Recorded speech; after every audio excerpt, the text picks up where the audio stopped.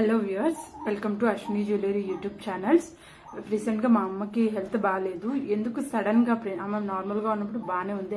అంటే blood sugar levels లేవు, బ్లడ్లో షుగర్ కానీ అండ్ ఆల్సో బీపీ కానీ అంతా నార్మల్గా ఉన్నా కూడా సడన్గా అనేది పెయిన్ అనేది వచ్చింది. దానివల్ల ఎక్కువ ఆయాసం ఇంక్రీజ్ అవ్వడం, పెయిన్ ఎక్కువగా రావడం, నడవలేకపోవడం, ఇవన్నీ చాలా ఇబ్బంది పడింది. మెయిన్గా మా అమ్మకి హెల్త్ బాగాపోవడానికి రావడం డాక్టర్స్ చూపించినప్పుడు ఫస్ట్ ఇక్కడ మాచూరు డాక్టర్లో చూపించిన వాళ్ళైతే షుగర్ ఉన్న వల్ల 1 వీక్ అలా షుగర్ ఉన్న టాబ్లెట్స్ వాడారు. బట్ దానివల్ల ఏ పెయిన్ తగ్గలేదు, ఆమెకి ఎలాంటి రిలీఫ్ రాలేదు. సో గుంటూరు వెళ్ళారనమాట. గుంటూరు డాక్టర్ ప్రజా వైద్యశాల హాస్పిటల్, మల్టీ స్పెషాలిటీ హాస్పిటల్ ఇచ్చిన వాళ్ళు మెయిన్ టెస్ట్లు, okay, scanning, ECG scanning and also ultrasound scanning తీసి ఐడెంటిఫై చేస్తే they have to identify grade 1 liver, fatty ఎక్కువ, కొంచెం ఆమె లావుగా ఉంటారనమాట. లావుగా ఉండలో ఒబెసిటీ ఉండాల్సిన బిఎంఐ రేంజ్ వెయిట్ కన్నా ఎక్కువగా వెయిట్ ఉండడం వల్ల ఆమెకి ఫ్యాటీ లివర్ అనేది వచ్చింది. సడన్ గా పెరగడం వల్ల ఎక్కువ వచ్చేసింది. ఫస్ట్ ఎన్ని రోజులు పెయిన్ వచ్చింది?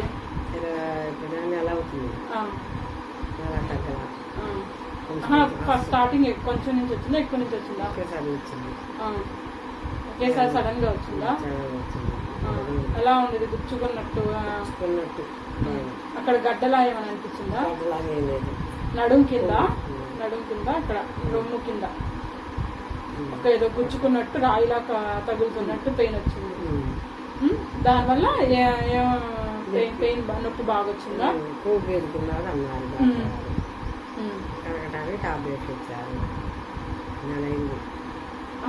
నొప్పి ఎన్ని రోజుల నుంచి వచ్చింది?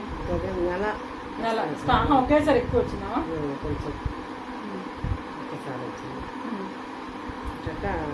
కొద్దిగా వచ్చి మరింత వచ్చింది. దానివల్ల నీరసం వచ్చిందా? బాగా నీరసం వచ్చి పడిపోయి ఏం తినబుద్ధి కాక కదలేకుండా ఇబ్బంది అయింది. ఇంకా ఇప్పుడు తగ్గిందా నొప్పి? ట్రీట్మెంట్ చేయించుకున్నాక ఏమన్నారు డాక్టరు? తగ్గిద్దమ్మా, నెల ఆడాలంగా మందులు అన్నారు. నిదానంగా తగ్గిద్ది చెప్పారు. ఫస్ట్ ఏమని చెప్పారు డాక్టరు? ఏమేమి టెస్ట్ చేశారు? గుండె పచ్చ, పొట్ట అంత క్యానింగ్ అని చెప్పారు.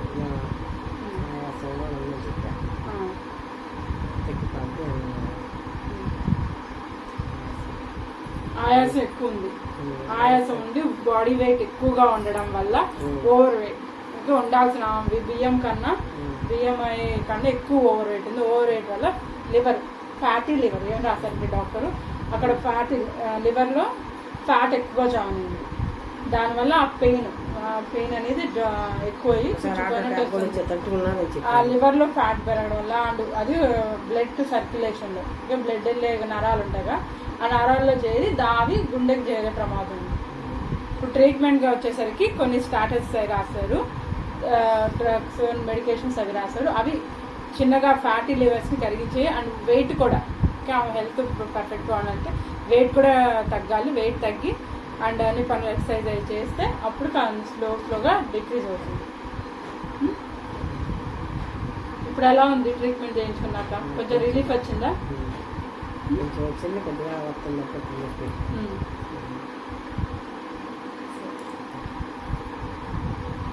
మా అమ్మ అయితే నార్మల్గా తన పనులు తనే చేసుకుంటుంది. మా షాప్ ఉంది, మార్నింగ్ షాప్కి వెళ్ళి పనులు చేసుకుంటుంది, ఇంట్లో వర్క్ చేసుకుంటుంది. మార్నింగ్ టు ఈవినింగ్ ఏదో ఒక వర్క్ చేస్తూనే ఉంటుంది. అయినా కూడా కొంచెం ఒబెసిటీ, అది జెనెటికల్ ప్రాబ్లమ్స్ వల్ల ఆమె కొంచెం ఓవర్ వెయిట్గానే ఉంటారు. అండ్ దానివల్ల ఏమవుతుందంటే టైంకి ఫుడ్ తీసుకోరు. ఓకే, మార్నింగ్ ఎప్పుడో 10 o'clockకి తింటారు and afternoon 2-3 time and evening వచ్చేసరికి నైట్ 10. ఈ మధ్య కాలంలో ఏమైనా కొంచెం ఆయిలీ ఫుడ్ కూడా, ఆయిలీ ఫుడ్స్ అవి ఎక్కువగా తీసుకోవడం వల్ల ఫ్యాటీ లివర్లో ఫ్యాట్ అనేది జాయిన్ అయ్యి అది ఇంక్రీజ్ అయింది సడన్గా. యాజువల్గా ఏజ్ ఉన్నప్పుడు, ఒబిసిటీ ఉన్న పేషెంట్స్ ఏజ్లో ఉన్నప్పుడు అండ్ బిలో 40 వరకు వరకు ఎలాంటి డిస్టర్బెన్సెస్ ప్రాబ్లమ్స్ రావు. కానీ ఎప్పుడైతే వాళ్ళు 45 years దాటిందంటే they have to start at problems. మన ఏజ్ అనేది డీజెనరేట్ అవుతుంది. మన సెల్స్ పుట్టినప్పటి నుంచి రీజెనరేట్ అంటే అవి స్టార్ట్ అవుతూ గ్రోత్ అవుతూ వెళ్తాయి. బట్ ఎప్పుడైతే మనం ఎండ్ ఏజ్ కి అంటే చనిపోయే స్టేజెస్ వస్తాయి అంటారు కదా, సో అలాంటివి ఏంటి ఎలా స్టార్ట్ అవుతుందంటే 45 నుంచి మన బాడీ సెల్స్ గ్రోత్ అవడం స్టాప్ అయిపోయి డీజెనరేట్ స్లోగా మన సెల్స్ ఇమ్యూనిటీని కోల్పోతుంది అండ్ వాటిలో సెల్స్ అనేది దెబ్బతింటూ ఉంటాయి. సో దానివల్ల జెనెటికల్ ప్రాబ్లమ్స్ కానీ ఇంకేమైనా ప్రాబ్లమ్స్ అన్ని 45 ఇయర్స్ దాటిన దగ్గర నుంచి స్లోగా ఇంక్రీజ్ అవుతుంటాయి. సో ఏజ్ లో మనకి ఎలాంటి ప్రాబ్లమ్స్ వచ్చినా సరే ఇమ్యూన్ కారణంగా మనలో సెల్స్ లో ఉన్న గ్రోత్ కారణంగా వాటి వల్ల అవన్నీ తగ్గిపోతాయి. అప్పుడు తగ్గుతాయి. కానీ ఎప్పుడైతే ఇవి స్లోగా బయటపడతాయి అనమాట. కొంచెం మనకు ఆస్తమా కూడా ఉంది, అది కూడా కొంచెం ఆయాసం, ఎక్కువగా నడిచినా కూడా రొప్పు రావడం, ఉబ్బసం, ఆయాసం, ఇబ్బంది, కడుపులో ఎక్కువగా నొప్పి రావడం ఇలాంటివన్నీ స్టార్ట్ అవుతాయి అనమాట. కాబట్టి మనకు 45 దాటిందంటే మేజర్లీ చూసుకోవాల్సి మన హెల్త్ బ్లడ్ షుగర్స్ ఎలా ఉన్నాయి, బీపీ ఎలా ఉంది, ఆయాసం, గ్యాస్ట్రిక్ ప్రాబ్లమ్స్ ఏమన్నా ఉన్నాయి అవన్నీ చూసుకుంటూ ఉండాలి. మనకి నేను ఎప్పుడు చెప్పేది ఏంటంటే ఒక మెడికల్ స్టూడెంట్ గా ఫార్మసీ చదివించడం మనం ఏదైతే 20s లో చేస్తామో they can affect on the 40s. What to do is 20 is effect on the 40. 20s and 30s age లో మనం సెల్స్ గ్రోత్ అయ్యి ఇమ్యూనిటీ పవర్ చాలా బాగుంటుంది. హెల్త్ ఇష్యూస్ మాక్సిమం అయితే హెల్త్ ఇష్యూస్ ఏమి ఉండే చాలా స్ట్రాంగ్ గా ఉంటారు అండ్ ఏ వర్క్ అన్నా ఈజీగా ఉండి అండ్ యాక్టివేటెడ్ గా ఉండి ఆ ఏజ్ లో మనం చేసే డిస్టర్బెన్సెస్ వల్ల కానీ ఏమైనా హెల్త్ పార్ట్ చేసుకునే ఫుడ్ తీసుకోవడం వల్ల కానీ సరిగ్గా వర్కౌట్ చేసుకోకపోయినా ఇలాంటివి ఏమైనా ఇష్యూస్ అన్ని they can affect on the 40 and 50s ages. They can slowly effect. 40s లో స్లోగా స్టార్ట్ అవుతుంది. It effect on the 50s and releases and comparatively heavily in the 60s లో ఇంకా ఇంక్రీజ్ అయ్యే ఛాన్సెస్ ఉంటాయి. సో మనం ఏదైతే చేస్తామన్నది 20s లో 60s లో అండ్ 50s లో ఎఫెక్ట్ అవుతాయి. సో మా అమ్మకు కూడా 45 ఇయర్స్ తనకి మెనోపాస్ కూడా స్టార్ట్ అయిపోయింది. సో ఇప్పుడు స్లోగా కొంచెం ఎఫెక్ట్ అవుతూ ఉంది.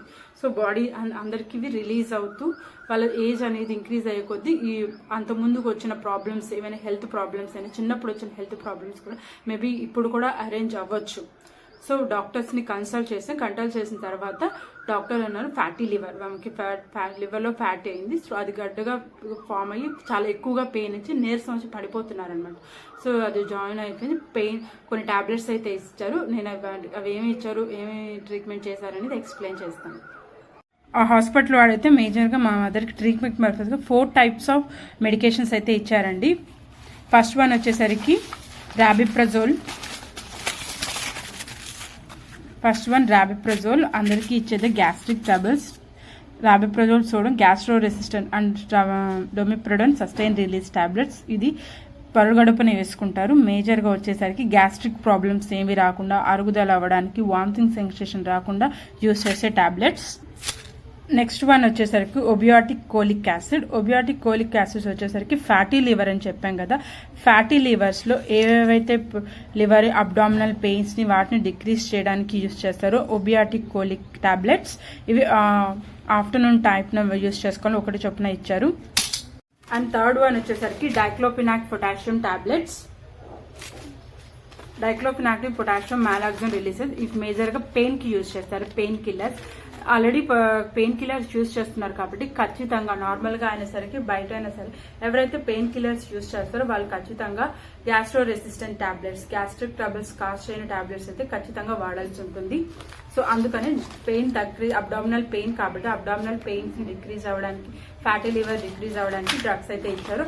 అండ్ వాటితో పాటు అండ్ ఎక్కువగా నీరసం వచ్చి ఆయాసం వచ్చి ఇబ్బంది పడుతున్నారు కాబట్టి లైకోపార్క్ tablets, minerals and vitamin supplements ఇచ్చే మేజర్ టాబ్లెట్స్ అయితే ఇచ్చారు. 4 types ఆఫ్ ఫస్ట్ చెప్పాను కదా, gastro resistant rabeprazole tablet. Next one వచ్చేసరికి obeticholic liver fatty livers ని డిక్రీజ్ చేయడానికి యూజ్ చేస్తే obeticholic acid tablets. And next one pain ని డిక్రీజ్ చేయడానికి పెయిన్ కిల్లర్స్ వచ్చేసరికి diclofenac. And last one mineral supplements. Okay, ఈ medicines అయితే వాళ్ళు సజెస్ట్ చేశారు. వాటి ప్రకారం పెయిన్ అయితే 1 month 15 days అయింది ట్రీట్మెంట్ తీసుకొని. స్లోగా కొంచెం తగ్గింది, నీరసం కూడా తగ్గింది అండ్ ఫ్రీగా కూడా ఉన్నారు. అండ్ ఇది కొంతకాలం ఒక 2 months వరకు ట్రీట్మెంట్ కంటిన్యూ చేశారు. తర్వాత నార్మల్ అయ్యి ఇంకా తర్వాత వాటితో పాటు డాక్టర్స్ ఇచ్చిన మెయిన్ సజెషన్ చేశారు, ఎక్కువ ఒబిటిక్ పేషెంట్ కాబట్టి వెయిట్ ఎక్కువగా ఉన్న కాబట్టి వెయిట్ తగ్గండి and exercises and diet intake కూడా టైంకి తీసుకోవాలి. ఓకే, ఖచ్చితంగా అందరికి, ఇది మా మదర్కనే కాదు అందరికీ కూడా ఎవరికైతే హెల్త్ ఇష్యూస్ ఉన్నాయో వాళ్ళు డైట్ అనేది ఫుడ్ అనేది టైంకి తీసుకోవాలి.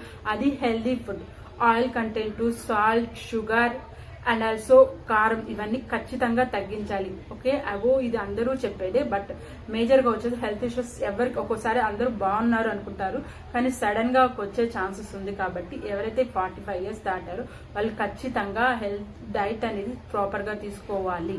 ఓకే, ఇది వీడియో కనుక మీకు ఇన్ఫర్మేటివ్ గా అనిపిస్తే అండ్ ఇలాంటి ప్రాబ్లం ఎవరైనా మీ రిలేటివ్స్ లో కానీ ఇంట్లో వాళ్ళు కానీ ప్రాబ్లమ్స్ అయితే వాళ్ళకి షేర్ చేయండి. వాళ్ళకి డాక్టర్స్ ఏ ట్రీట్మెంట్ ఇచ్చారు, ఎలా సజెస్ట్ చేశారు అనేది ఈ వీడియో మీకు ఇన్ఫర్మేటివ్ గా ఉంటే లైక్ చేయండి. Thank you for watching.